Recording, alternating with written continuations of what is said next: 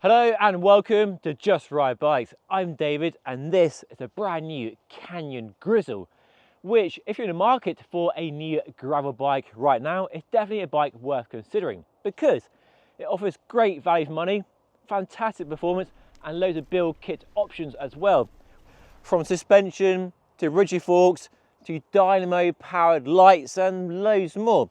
It really does tick a lot of boxes, but is it the right bike for you? Well, today I'm going to review the bike, share some likes and dislikes, go for a ride to see how it performs and handles compared to other bikes in this category and give my verdict at the end of the video. So if you are buying a gravel bike right now, there are quite a few choices to make around whether you're racing and you want aerodynamics or you want an adventure, capable, versatile bike with space of big tyres. You can go bike packing, maybe commuting, riding to work as well. So no right or wrong. Lots of bike manufacturers have their own ideas about what the perfect gravel bike is. And for Canyon, in their range, they have two options right now. There's the Grizl, their race bike, which I'm not really a fan of. The tyre size clearance is a bit limiting in today's appetite for big tyres, while the Grizl has always been an easier bike to recommend. It's a more rounded package with bigger tyre clearance, better geometry for riding chunky off-road trails, and it's far more versatile as well. And yeah, it doesn't have the aero tube profiles of the Grizl and other bikes like the Video Rave and the Ridley Astra and the Cervelo Aspero, but still a fast bike because ultimately it's the legs that do the talking when it comes to racing. And this second generation bike has a few useful updates. It still retains everything I've always liked about the Grizl, but tyre clearance is now improved up to 53 millimeters. The geometry has been refined, so a bit longer and slacker to make it better or more at home on off-road chunky trails and a bit calmer handling. So not super whippy and agile like a racier gravel bike might be. And we have more versatility built in as well with down tube storage and more mounts for bike packing, cargo capacity and all that stuff too. And we now have semi-internal routing as well, so the brake hoses on this bike go underneath the stem into the head tube. So love it or hate it, internal routing is here to stay. Many people want it and demand it and expect it from new bikes these days, and I see the comments all the time. Yeah, lots of hate for it, and maintenance or the headset bearings can be a challenge, should we say. But most bike shop mechanics I speak to don't actually mind. It's not that much of an ordeal to change headset bearings. And I mean, how often do you really change headset bearings? Not that often, really. So quite a few key changes, not massive changes, but a few tweaks here and there. One of the reasons you buy a Canyon is for the exceptional value for money they offer, because they sell direct. There's no bike shops or dealers that take a slice of the margin, so they pass the saving onto you, the customer. And that means the Grizl range starts from just £2,250 here in the UK, so a very low starting point, and goes up to £7,500, so less than some bike ranges start at. And the model here, which is the Grizl CF8 Rift, costs £3,300 and is spec'd very well for the money, with a brand new SRAM Rival Explore 1x13 speed group set, DT Swiss alloy wheels, and that DT Swiss suspension fork too. There is an option without the suspension fork if you don't want suspension. We'll talk about that more in a minute. And there are other options with dynamos and lights and the new crazy handlebar as well.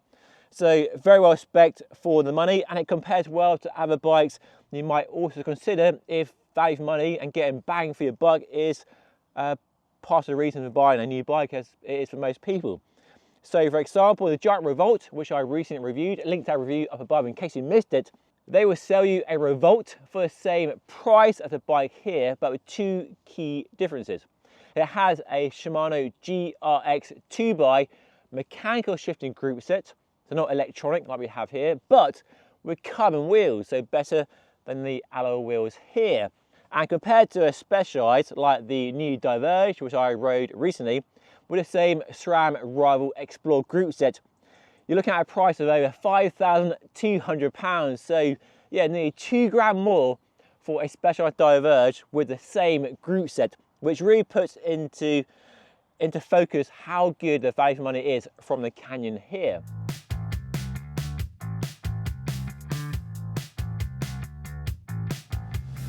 Right, here we go then.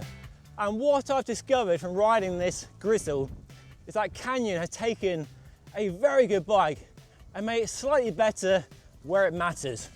And the geometry, more laid back than before and slacker, is definitely a success for the riding the bike designed for, which is definitely adventure and not race.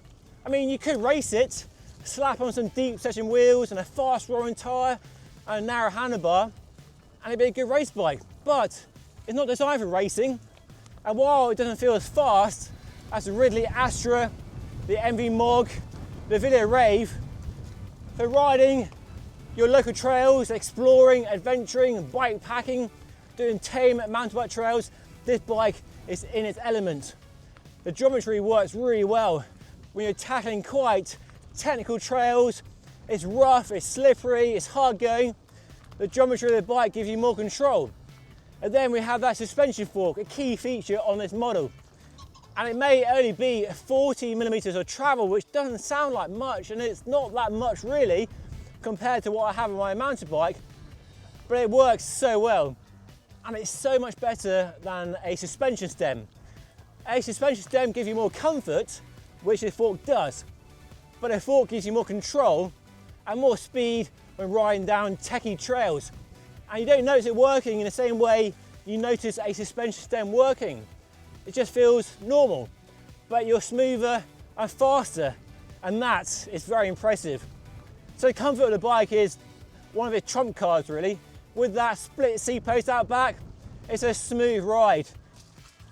So yeah, I'm sold on the benefits of suspension, but I'm not so sold on the extra weight, the looks, and the short service intervals on this particular model.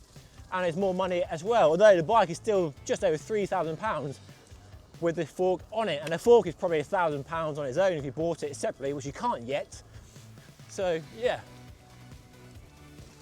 While the new bike is definitely a calmer ride over rough terrain and definitely suits that adventure-seeking cyclist, it's definitely not as whippy and agile and responsive as a racy gravel bike, like company's own Grizl, or the MV Mog, or the Ridley Astra, or the Video Rave. All those bikes feel faster. Whether they're actually faster remains to be seen, because ultimately your legs do the talking when it comes to riding a bike fast. This bike doesn't feel quick, and some of the speed, the sensation you get is masked by the smoothness the bike offers. And for the riding I've been doing on this bike, just exploring my local trails, here in the Cotswolds, doing night rides, keeping up with mountain bikers, it's the perfect blend of the best bits of a gravel bike and a mountain bike. A bike that's fast on the road and smooth trails, but damn impressive when you come to a tame mountain bike trail. And I like the wide handlebar. For a race bike it's too wide, but for this bike it's perfect.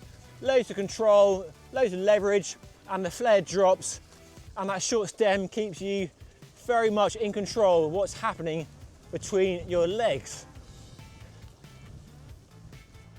And compared to the Giant Revolt, which I recently tested, it's not really an apples to apples comparison. For a start, that Giant only had a 40mm wide tyre and had a rigid fork. But thanks to the carbon wheels on that bike, and which you can get on a bike costing the same as this model Grizl here, the Giant feels sharper, more focused, more responsive. This bike feels quite laid back and quite calm by comparison. Some of that is the difference in the tyres, the size of tyre, and the carbon versus alloy wheels, and the geometry differences as well. But I think Canyon have given the bike a good list of parts. The tyres are excellent for riding in slippery, muddy conditions, which are very much happening right now as winter arrives in the UK. So loads of grip when sliding around muddy corners. And we have that SRAM Rival Explore group set on this bike thanks to the UDH dropout, which the Revolt doesn't have. And there's nothing wrong with Shimano GRX, but I do think, personally speaking, SRAM are really winning the gravel group set battle right now. Just all the range I need, great ergonomics, super powerful brakes, just what you want on a gravel bike. Right, okay, some likes and dislikes, and we'll start with the suspension fork. As much as I do like the performance, the speed and comfort it definitely offers, and it really does perform extremely well, it's not without its downsides. There's the extra weight over a carbon fork, there's the looks as well, subjective of course, but the most concerning is the rather short service intervals and something else to maintain as well. So that is a factor. I've only been riding the bike for a few months and it's been fine during that time. But what happens in a year or 2 years? I'm not so sure. So there's that. At the downside, you can't fit a front mech. If one bike only, that's fine by me, but it may be a factor for you. But with the SRAM Explore 1x13, I think it's all you really need. But some may miss that option for a front mech. And another dislike is the down tube storage, which generally I'm a fan of, but this one is rather measly in terms of size. It's a very small access hole, and while you do have a multi-tool in there, that's rather neat, and the option to fit a mini pump, there isn't much space for getting stuff in there, and it's nowhere near as good as the SWAT on the Specialized or the Demane or my MV Mog. So they're a nice idea, but a bit undersized. I mentioned internal frame routing. Yeah, that will be a factor for some people, but there are lots of likes as well. There's the way it handles, the geometry. It's fantastic for exploring, adventuring, bikepacking, riding. You're not racing, not worry about marginal gains and aerodynamics and saving watts. It's a bike for enjoying the freedom a bike like this offers over a range of surfaces. Comfort is fantastic with a split seat post and that suspension fork. Nice wide flared handlebar with regular round top section. Bash guard down there to stop the frame getting scratched, and clear tape in key places as well. Right, time for my verdicts on the brand new Canyon Grizl. And as for the previous version, it's still an easy bike to recommend. They haven't changed anything in a bad way. It's all good stuff. Bigger tyre clearance, more mounts for bike packing, and that improved geometry for adventure, exploring, bike packing, riding. It's just a bike for generally riding around your local trails and roads and country lanes and bridleways and through the woods and having a bit of fun and get covered in mud at this time of year. So yes, an easy bike to recommend, especially when you add the value for money and the great specification you get for the money, which I think does stack up well compared to other bikes, as I mentioned in today's video. And if you're put off by suspension that I have on this bike here, there is a version with a rigid carbon fork as well, so everybody is happy. But if I buy the Grizl, I would buy the version with the suspension fork. The speed you can carry down rough trails, the extra confidence it gives you, and the increased comfort over a rigid carbon fork is just fantastic and suits what a bike is all about and riding it's for. Yes, there's extra complexity and service intervals, but hopefully they won't actually be issues down the line. So right now, based on performance, this is a package I would go for with the SRAM Rival Explore group set. It really is a fantastic bike. So that's my review of the new Canyon Grizl. You can find more at the Canyon website, link down below. Not sponsored by them, just helping you out with more information on the bike. And you can see all my channel sponsors down below in the description of today's video. And if you want to see a review of that Giant Revolt, which I mentioned in today's review, that is linked right there in that video. Go and give it a watch. And of course, don't forget to hit that subscribe button right there to follow the channel for more bike reviews on a regular basis. But that's all for today. Thank you so much for watching. I'll see you again very, very soon.